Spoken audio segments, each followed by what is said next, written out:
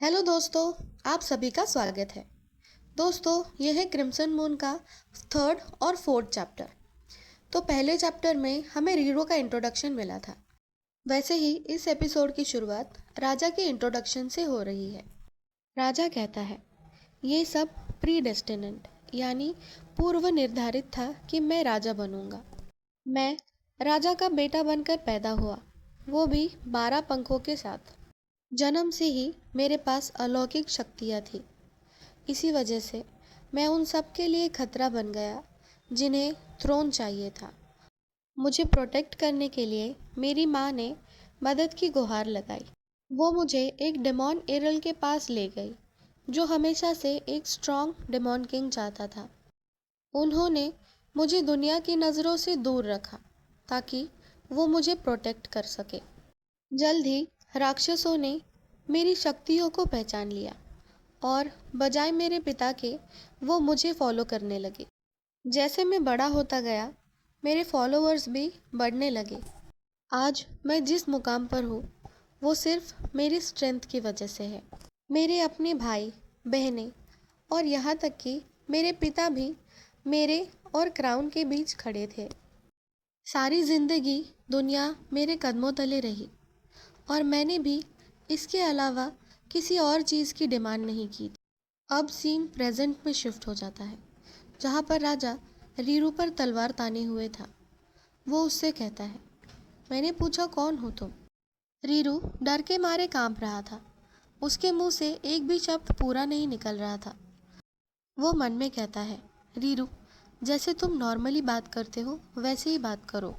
राजा फिर से चिल्लाता है तो डर के मारे रीरू के मुंह से हेलो निकल जाता है। राजा उसे ऊपर से लेकर नीचे तक घूरता है।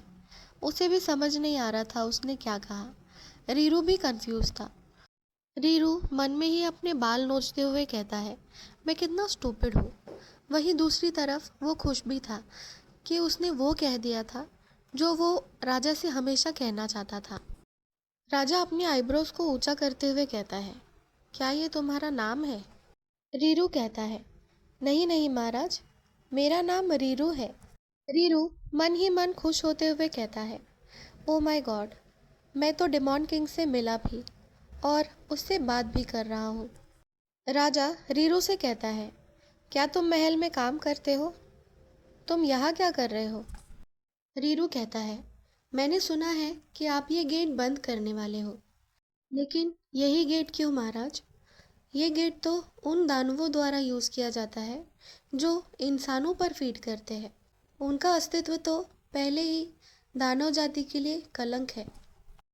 फिर रीरू मन में कहता है, अगर उसे पता चल गया कि मैं एक इनक्यूबस हूँ, तब मैं क्या करूँगा? मुझे पहले ही कुछ सोच लेना चाहिए। राजा रीरू की हरकतें देख रहा था। उसे रीरू पर शक हो जाता है। राजा अपने मन में कहता है, ये मुझे कुछ सस्पिशियस लग रहा है। ये मुश्किल से मेरे किसी सवाल का जवाब दे पा रहा है। ऐसा लगता है कि वो अपने रोब के पीछे कुछ छुपा रहा है। रीरू के चमकते हुए बाल राजा को दिख जाते हैं। राजा को लगता है कि ये एक सेलेस्टियल हो सकता है, इसलिए वो उसका हुड हटाता है और उसको गले से पकड़ लेता है और उससे पूछता है कि तुम यहाँ तक कैसे पहुँचे? क्या तुम पीछे वाले रास्ते से आए हो? रीरू कहता है, नहीं महाराज। राजा उसका गला कसते हुए कहता है, तुम अंडरवर्ल्ड में कैसे आ गए? रीरू कहता है, मैं तो हमेशा से यही था। मेरा जन्म यहीं पर हुआ है। राजा गुस्से से कहता है, क्या? एक सेलेस्टियल का जन्म यहाँ पर कैसे हो सकता है? ये मत समझना कि मैं तुम्हारे झांसे में आ जाऊंगा। रीरू सेलेस्टियल सुन के हैरान हो जाता है और वो इधर उधर अपना सिर घुमाते हुए कहता है, क्या यहाँ पर सेलेस्टियल है? राजा को कुछ समझ नहीं आता रीरू क्या कह रहा है। रीरू अपने मन में ही कहता है, क्या वो कोई इडियट है जो यहाँ अंडरवर्ल्ड में आया, या फिर वो सच में कोई डेमॉन हो सकता है। रीरू कहता है, यह दुर्लभ है, लेकिन मैंने सुना तो है सेलेस्टियल और डेमॉन्स के अस्तित्व के बारे में। रीरू कहता है, एक मिनट, क्या आप मुझे सेलेस्टियल समझ रहे हैं? राजा अपने मन में कहता है, उसका अपीयरेंस हमारी दुनिया के लिए बहुत फ्लैशी है, वो बहुत सुंदर है। राजा अपना सिर पकड़ते हुए कहता है, उसकी हिम्मत कैसे हुई मेरे दिमाग में ऐसे थॉट्स डालने की। राजा कहता है, क्या तुम मुझसे उलझना चाहते हो? राजा उसका गला पकड़ते हुए कहता है, एक सेलेस्टियल की इतनी हिम्मत कि वो मेरे महल में घुसपैठ करे। राजा रीरू को गले से पकड़कर हवा में लटकाता है और उसे कहता है, क्या तुम्हें लगता है कि तुम मुझे बेवकूफ़ बना सकते हो? रीरू दर्द के मारे झटपटा रहा था।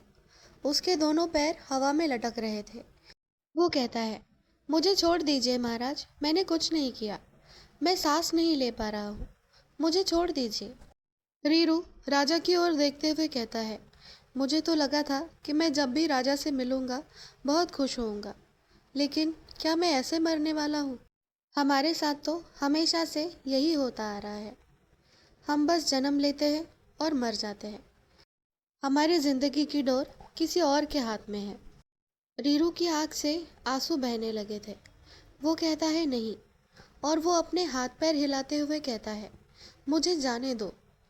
राजा कहता है, हिलने की कोशिश मत करना। रीरू जोर से चिल्लाता है और कहता है, मुझे जाने दो। तभी उसके अंदर से एक रोशनी बाहर आती है और राजा को जैसे करंट लग जाता है। वो झटका इतना जोर का था कि राजा के हाथ से उसकी तलवार नीचे गिर जाती है और उसे चक्कर आने लग जाते हैं। रीरू भी डरा हुआ था। वो राजा से कहता है, महाराज क्या आप ठीक है? और ये पूछते हुए वो थोड़ा आगे बढ़ता है। तभी राजा उसकी बाहों में बेहोश हो जाता है। डर के मारे रीरू को भी कुछ समझ नहीं आ रहा था। वो राजा को उठाते हुए कहता है, महाराज उठ जाइए, ये आपको क्या हो रहा है? राजा को उठाते उठाते रीरू अपने हाथों की ओर गौर करता है और उसे वही सुनहरी रोशनी फिर से दिखाई देती है। अब रीरू राजा को नीचे लेटाता है और कहता है, अब मैं क्या करूं? ये सब मेरी गलती है, लेकिन मैंने ये सब जानबूझ के नहीं किया। रीरू राजा के चेस्ट पर हाथ रखकर उसे होश में लाने की कोशिश करता है। तभी राजा को होश आ जाता है और वो दर्द के मारे कराहने लगता है। रीरू कहता है, महाराज क्या आप ठीक है? और राजा के चेस्ट पर हाथ रख देता है। रीरू कहता है, ओह, आपका चेस्ट मैं छूना नहीं चाहता था, लेकिन ये कितना बड़ा और सॉफ्ट है। और उसे दबाने लगता है।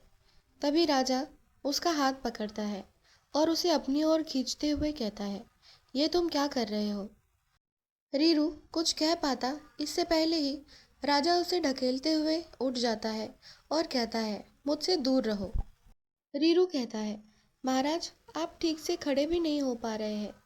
जैसे तैसे करके राजा खड़ा हो जाता है और कहता है, डैम इट, मैं अपना हाथ भी ठीक से हिला नहीं पा रहा हूँ। राजा सोच में पड़ जाता है। वो कहता है, मेरे साथ इससे पहले ऐसा कभी नहीं हुआ, तो अभी ये सब कैसे हो रहा है? रीरू राजा का हाथ पकड़ते हुए कहता है, महाराज आप अभी हिलिए मत, आपकी तबीयत ठीक नहीं है, और वैसे भी आप अभी मुझे मार नहीं पाएंगे। राजा गुस्से से कहता है, क्या? रीरू झिझकते हुए कहता है, क्या आपने गौर नहीं किया कि कैसे मैंने आपको रुकने को कहा और आप तुरंत रुक गए? ये सब सुनकर राजा को बहुत गुस्सा आ जाता है। वो रीरू को ढकेल कर नीचे गिरा देता है। राजा कहता है, ऐसा कभी नहीं होगा। तुम्हें क्या लगता है, तुम जैसी नीचड़ को मैं अपने दिमाग पर कंट्रोल करने दूंगा? रीरू को अचानक से कहीं से स्मेल आने लगती है। रीरू कहता है, अब मैं उसके बारे में सोच रहा हूँ, इस वजह से मुझे भूख लग रही है। रीरू कहता है, उसकी स्मेल बहुत अच्छी है, बस एक बाइट मिल जाए। और वो उठकर राजा को हक करने लगता है। राजा कुछ समझ नहीं पाता। वो सवाल भरी नज़रों से उसे देखने लगता है। रीरू राजा को प्यार भरी नज़रों से देखते हुए कहता है, शक्ति, टारगेट को कंट्रोल कर पाने की, और उसे बस खाने की तरह ट्रीट करो। रीरू राजा को स्मेल करने लगता है। राजा उसे तिरछी नज़रों से देखता है और कहता है, क्या ये एक इंक्यूबस है? रीरू राजा की चिन पर हाथ रखता है। राजा उसे कहता है, तुम जैसे कमजोर की इतनी हिम्मत। राजा की बात बीच में ही काटते हुए रीरू कहता है, सही कहा, मैं कोई सेलेस्टियल नहीं, मैं एक इंक्यूबस हूँ। रीरू कहता है, मैं उन्हीं में से एक हूँ जिनमें से कईयों को आपने मौत के घाट उतार दिया। रीरू राजा के कमर में हाथ डालते हुए कहता है, मैं इतने दिनों से भूखा था, इसलिए मैं यहाँ पर आया था ताकि मैं शिकार कर सकूं, लेकिन आपने मुझे पकड़ लिया। रीरू राजा का हाथ पकड़ता है और चाटने लग जाता है। वो उससे कहता है, मुझे सिर्फ एक बाइट ले लेने दीजिए। आपको पता नहीं, लेकिन आपसे बहुत अच्छी खुशबू आ रही है। राजा रीरू की ओर देखते हुए कहता है, क्या इसका प्लान मुझे खाने का है? इसकी हिम्मत कैसे हुई? राजा कहता है, मुझे छूना बंद करो। राजा अपने मन में कहता है, जहाँ पर भी ये हाथ लगा रहा है वहाँ पर गर्मी महसूस हो रही है। क्या ये एक इंक्यूबस की एबिलिटी हो सकती है? राजा रीरू को रुकने के लिए कहता है क्योंकि उसे बहुत कमज़ोर फील हो रहा था। रीरू राजा की ओर बड़े प्यार से देखता है और कहता है, महाराज, क्या आपको अच्छा लग रहा है? और उसके गाल पर हाथ रखते हुए कहता है, मैं आपको इससे भी बेटर फील करवा सकता हूँ। जैसे ही रीरू राजा को किस करने वाला था, पीछे से किसी की आवाज़ आती है, कौन है वहाँ पर? वो दोनों पीछे मुड़ जाते हैं। राजा को समझ आ जाता है कि ये सिपाहियों की आवाज़ है। वो दोनों सिपाही आपस में बात करते हैं। उनमें से एक कहता है, मैं तुम्हें बता रहा हूँ, मुझे यहाँ से कुछ आवाज़ आई थी। तो दूसरा कहता है, महाराज ने खुद ये गेट सील करवाया है, यहाँ पर कोई क्यों आना चाहेगा? वो कहता है, फिर भी हमें एक बार देख लेना चाहिए। रीरू को बाहों में लिए वो दोनों दरवाजे के पीछे छुप जाते हैं। राजा कहता है, नहीं, मुझे किसी को रीरू के बारे में पता नहीं चलने देना चाहिए। अगर किसी को पता चल गया कि मैं उसके सामने एक उंगली भी नहीं उठा पाया, तब क्या होगा? उसने मुझे इस कदर कंट्रोल किया था जैसे कोई मालिक अपने पेट को करता है। अगर किसी ने मुझे यहाँ पर देख लिया तो ये बात सिर्फ गॉसिप बनकर नहीं रहेगी। मुझे ये सब होने से रोकना पड़ेगा। उन दोनों सिपाहियों में से एक आगे आता है और कहता है, हेलो, क्या तुम अंदर हो? सुना तुम ज़्यादा देर अंदर नहीं रह सकते, जल्दी से बाहर आओ। और तभी अंदर से एक बड़ा सा चूहा दौड़ता हुआ बाहर आता है। दूसरा सिपाही पहले से कहता है, मैंने तो पहले ही कहा था, हमारे होते हुए कोई अंदर नहीं घुस सकता। अब देख लिया, कोई नहीं है यहाँ पे। सिपाहियों के जाते ही वो दोनों राहत की सांस लेते हैं। रीरू कहता है, लगता है कि वो दोनों चले गए। राजा रीरू के कंधे पर हाथ रखता है और रीरू के गाल पर हाथ लगाते हुए रीरू का नाम पुकारता है। रीरू जवाब देते हुए कहता है, कहिए महाराज, क्या हुआ? तो हमारा चैप्टर 4 यहीं पर ख़त्म हो जाता है।